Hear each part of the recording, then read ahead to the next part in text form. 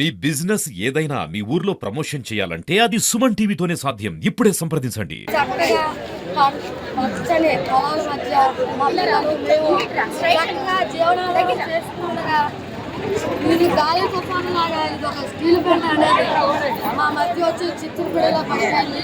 దీని గురించి మేము ధర్నా చేయడం కూడా జరిగింది. ఇంతకుముందు ఎంఆర్ఓ గారి దగ్గర కూడా ధర్నా చేస్తాం.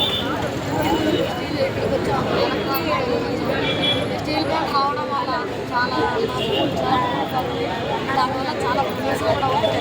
పిల్లలకు కూడా అనారోగ్యం నీళ్ళు కలుషితం అవుతుంది, గాలి కలుషితం అవుతుంది.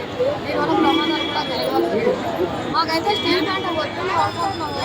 దానికి సహకరించి కలెక్టర్ గారు పై అధికారులు అందరూ కలిసి సహకరించి మాకు న్యాయం చేస్తారని చేకూరుతారని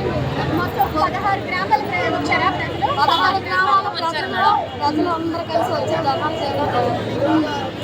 మా భూములు తీసుకోవడానికి వాళ్ళు ఎవరండి? వాడికి ఎవడిచ్చాడు ఈ హక్కు?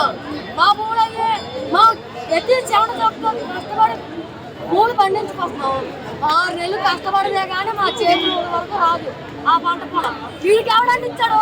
కావాలనుకుంటే ప్రభుత్వ భూములు వాడి మీద కట్టుకోమను. స్టీల్ ప్లాంట్ అనేది మా భూముల మీద వాడొక్కేంటండి? వాడి పెట్టలేదు. మా భూములు ఇవ్వాలనుకోలేదు, మాకు ఎటువంటి స్టీల్ ప్లాంట్ రావాలనుకోలేదు. మేము ఇంతకుముందు మా ఊరు ప్రజలు ఈ 16 గ్రామాలు ఎంత అన్యాయంగా ఉన్నాము, ఎంత హ్యాపీగా ఉన్నాము. ఆ పర్యావరణం తగ్గ కలుషితం లేకుండా ఎంత జీవనాధారం చేస్తాం అలాగే ఉండాలనుకుంటున్నాం. ఇలాంటి స్టీల్ ప్లాంట్లు అనే పేరు తీసుకొచ్చి మా మీద ఒక నిప్పు లాంటిది, పిడుగు లాంటి నిప్పు పడేయాలని అనుకోవట్లేదు.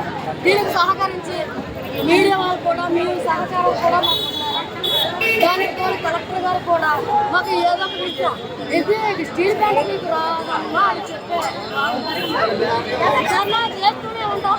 మా ప్రాణాలు పోయినంత వరకు ఈ ధర్నా ఆగి మా భూమి పోవు. మా భూమి కోసం మేము పోరాడుతూనే ఉంటాం. ఎంతవరకు ఎన్ని రోజులుగా నడిచినా అంతవరకు మేము బాగా చావడగానే పెట్టాం కూడా పూలు కూడా మాకు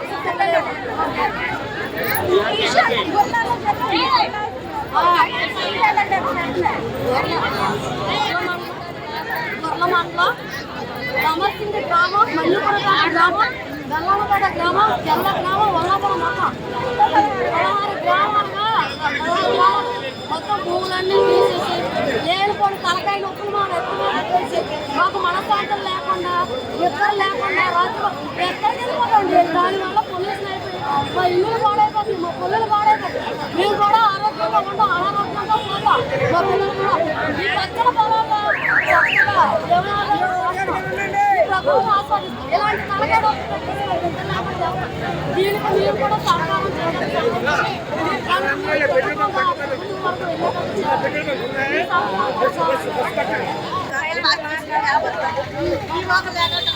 ఎక్కడికి వెళ్ళిపోవాలి? పిల్లలు తీసుకోలే ఎలా బతకాలి? మాకు ఏంటి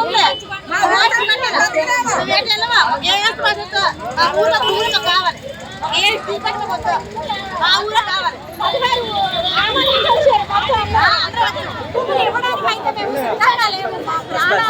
అందిస్తామైతే వీళ్ళు చెప్తున్నారు.